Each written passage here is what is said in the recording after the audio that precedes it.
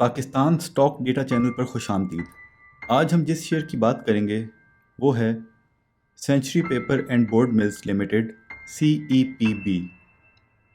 ये कंपनी 1984 में इनकॉर्पोरेट हुई और एक कागज़ की और इससे जुड़े प्रोडक्ट्स की मैन्युफैक्चरिंग और मार्केटिंग करती है। हम इस कंपनी का तफसीली फंडामेंटल एनालिसिस नहीं कर रहे, लेकिन आप इसे बेसिक फाइनेंशियल डेटा एनालिसिस कह सकते हैं। इस कंपनी का फाइनेंशियल साल जून में ख़त्म होता है। पिछले 4 साल की कारकर्दगी देखें तो इनकी सेल्स मुसलसल बढ़ रही हैं।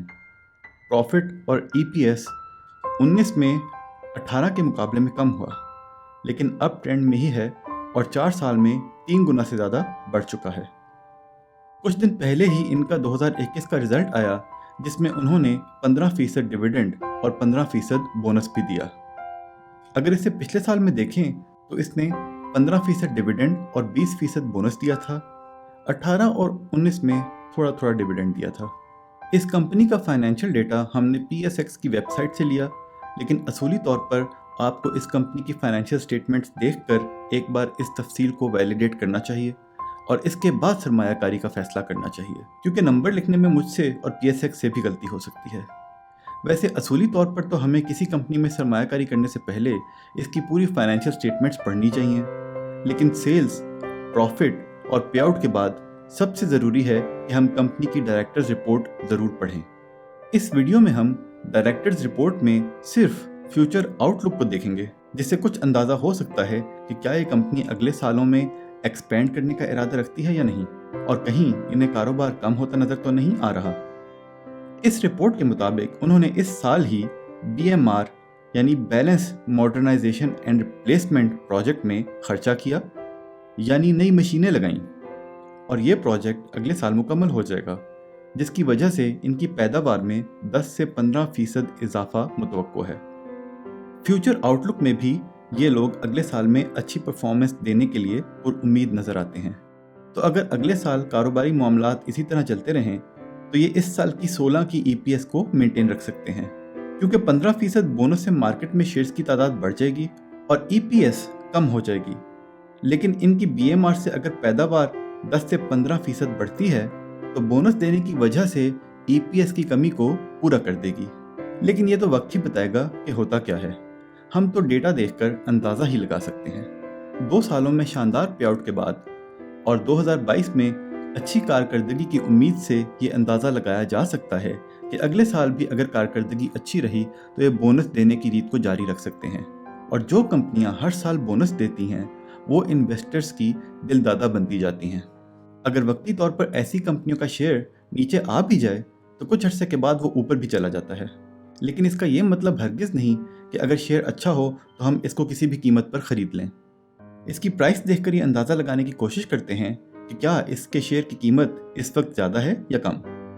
वैसे तो बड़े प्लेयर्स के लिए कोई कीमत ज़्यादा या कम नहीं होती, लेकिन फिर भी अंदाज़ा लगाने की कोशिश करते हैं। 10 सितंबर को इसकी क्लोजिंग प्राइस थी 113 रुपये 48 पैसे।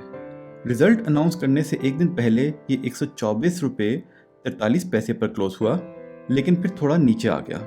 वैसे मुझे याद पड़ता है रिजल्ट वाले दिन ये 127-28 पर भी बिका था, लेकिन क्लोज 122 पर हुआ।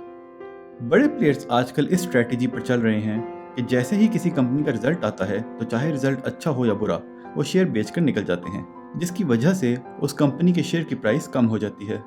वैसे मेरे ख्याल से जो रिजल्ट आया इसके मुताबिक 124 रुपये 43 पैसे भी ऐसी प्राइस थी जिसमें ऊपर जाने की गुंजाइश मौजूद थी, लेकिन बड़े प्लेयर्स के खेल निराले। ये रिजल्ट के बाद 110 का लो भी लगा चुका है। इसकी बुक क्लोजर 17 सितंबर को है और एक्स डेट इससे 2 ट्रेडिंग डेज पहले की होती है, वो है 15 सितंबर।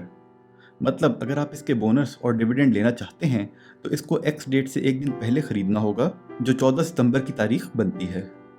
इस शेयर में 10 तारीख को तेज़ी देखी गई, तो हो सकता है 13 और 14 को भी थोड़ी सी तेज़ी आए।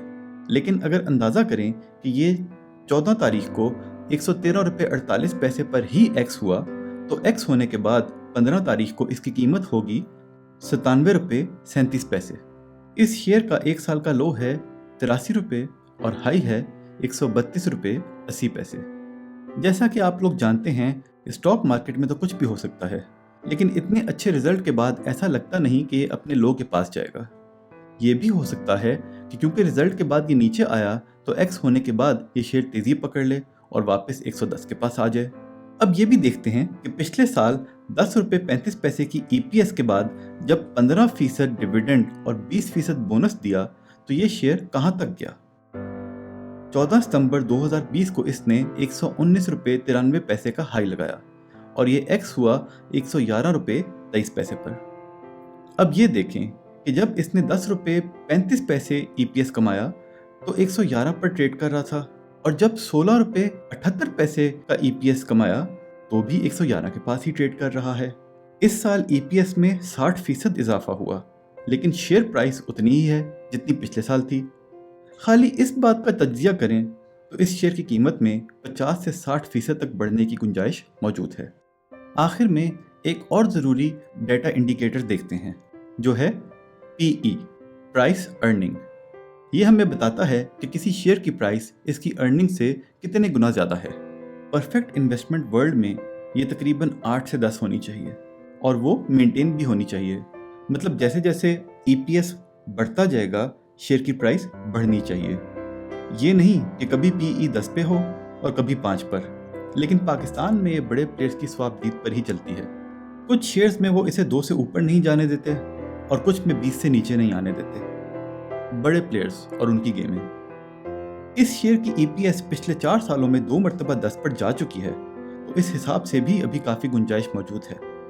मुल्की और दुनियावी हालात ठीक रहें तो ये 10 तक चली जाएगी, लेकिन एक हफ्ते, महीने या साल बाद जाए, ये बड़े प्लेयर्स का फैसला है। इसीलिए अच्छे शेयर्स को लेकर लॉन्ग टर्म के लिए रख लेना चाहिए। 2-2 दिन में मुनाफे की उम्मीद नहीं लगानी चाहिए। हकीकत में क्या होगा और कब होगा ये वक्त ही बताएगा। ये कोई बाय या सेल कॉल नहीं और ना ही कोई टारगेट प्राइस है, तो आप अपनी सरमायाकारी का फैसला खुद कर लें। मुनाफे में मौज अपनी अपनी और नुकसान में दौड़ अपनी अपनी। अगर मेरा तज्जिया आपको पसंद आया तो वीडियो को शेयर करें, चैनल को सब्सक्राइब करें और दोस्तों से भी करवाएं ताकि मुझे तज्जिया बढ़ाने की वजह मिल सके। कम से कम 1000 सब्सक्राइबर तक ले जाने में आपकी सपोर्ट दरकार है। अल्लाह के हवाले।